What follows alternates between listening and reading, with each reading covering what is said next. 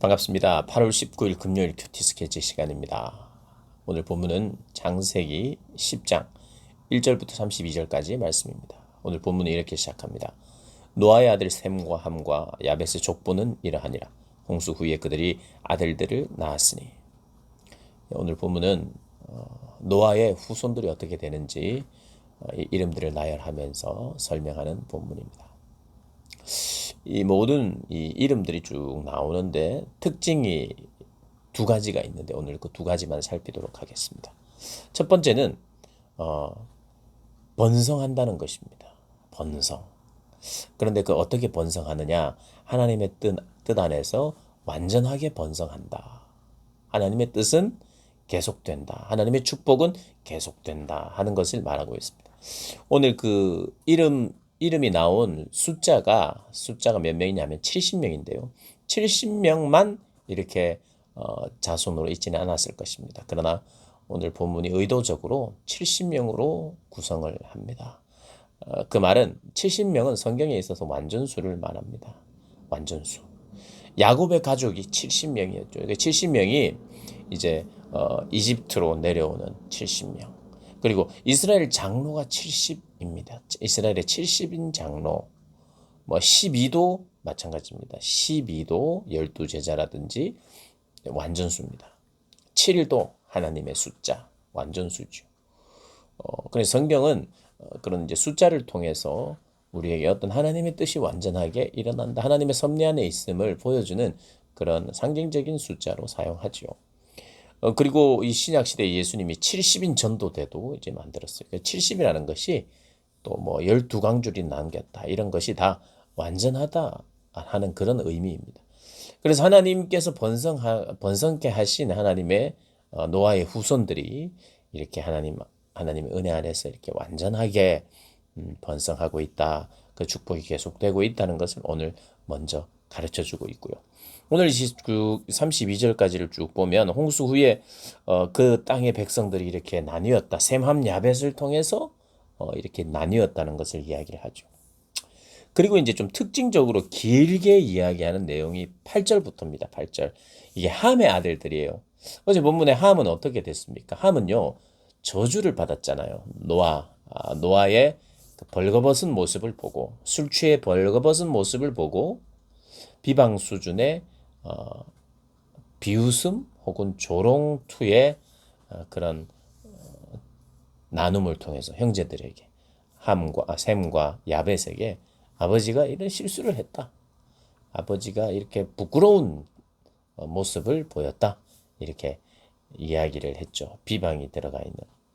그래서 그는 사실 저주를 받았습니다. 이제 가나안, 그의 아들 가나안의 후손들이 셈과 야벳의 종이 될 것이다. 이렇게 이미 말한 바가 있습니다. 종이 될 종족들이에요. 그런데 그러면 이들이 뭔가 약해야 되는데 오늘 참 뭐 성경은 재밌게도 8절을 보면 이렇습니다. 함의 아들들 중에 구스가 있는데 구스와 미스라임과 붓과 가나안 이렇게 있는데 8절에 보면 구스가 또 니므롯을 낳았으며 함의 아들입니다. 니므롯을 낳았으며 그는 세상의 첫 용사라. 그가 여호와 앞에서 용감한 사냥꾼이 되었으므로 속담에 이르기를 아무는 여호와 앞에 니므롯같이 용감한 사냥꾼이로다 하더라. 이런 본문이 나와요. 그러니까 함의 자손들이 이제 종이 되어야 되는데 뭔가 강한 이미지가 나타나는 세상의 첫 용사가 함의 자손들에게 나오고 있어요. 첫 용사라는 게 그건 굉장히 강했다는 거예요. 용감한 사냥꾼이었다는 거예요.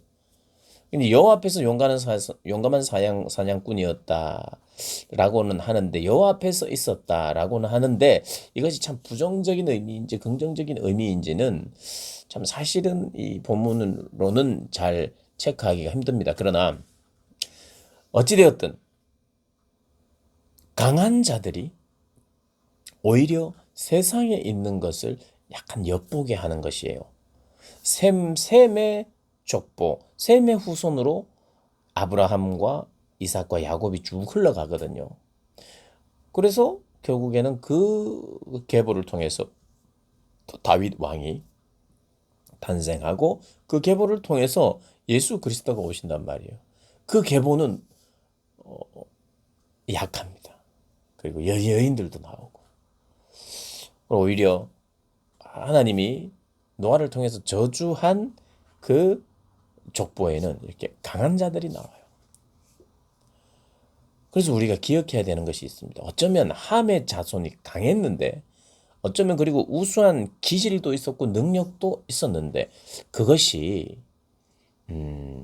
하나님을 대적하는 데 사용하는 그래서 이렇게 보면 하나님을 대적하는 사람들, 하나님을 믿지 않는 사람들이 강한 경우가 사람들이 봤을 때 강한 경우가 있고 누군가를 괴롭히기 위해서 힘을 가진 힘으로 괴롭히는 사람들이 많은 경우 세상을 주도하고 타락한 문화를 주도하는 사람이기도 했던 것이 역사의 반복입니다.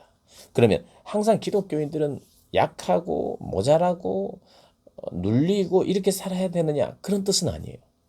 그런 뜻은 아니지만 이 세상을 사랑하고 세상 안에서 자기 이름을 내고 뭔가를 그렇게 타락하고 주도하는 그러니까 주도적인 어떠한 그룹들이 사실은 사단의 지령과 어떤 사단적인 그 어떠함이 특징이 되는 경우가 많다는 거예요. 사람들을 끌고 뭔가 사람들을 만족시키는 그 어떠함이 교회 안에 있기보다는 교회 밖에 있는 경우가 많아요. 교회는 뭔가 통제가 많은 것 같고 또 거룩함이라는 뭐 이름 뭐 이런 여러 가지로 뭔가 사람들에게 선뜻 이 모든 어떤 좋은 어떤 것을 제공하지 않아요. 매력적인 그 어떤 것을 제공하지 않습니다. 그럼 오히려 매력적인 어떤 것을 제공하는 것은 세상의 문화 이런 경우가 많다는 것을 우리가 보게 돼요. 그래서 기억해야 됩니다. 어쩌면 세상의 첫 용사, 용감한 사냥꾼, 문화를 주도하는 사람, 이런 사람, 사람들에게 주목받고 사람들이 좋아하는 사람, 하나님을 사랑하고 또 하나님의 말씀에 순종하는 자는 오히려 처음에는 눈에 잘 안 띄는 그런 사람일 수 있다는 것을 우리가 꼭 기억해야 돼요. 그러나 하나님은 누구를 통하여 세상에 주목받고 세상을 사랑하며 자기를 위하여 사는 사람을 통해서 일하지 않고 하나님께 순종하는 노아와 같은 그리고 앞으로 나오게 될 아브라함 같은 그런 사람을 통해서 하나님은 역사를 써내려 가신다는 것 우리가 기억해야 돼요. 그런 역사를 써내려가는 하나님의 도구, 하나님의 종이 되는 것이 우리에게 가장 큰 복입니다. 그러한 복을 누리며 살아가는 복된 여러분들 되시길 주님의 이름으로 축복합니다.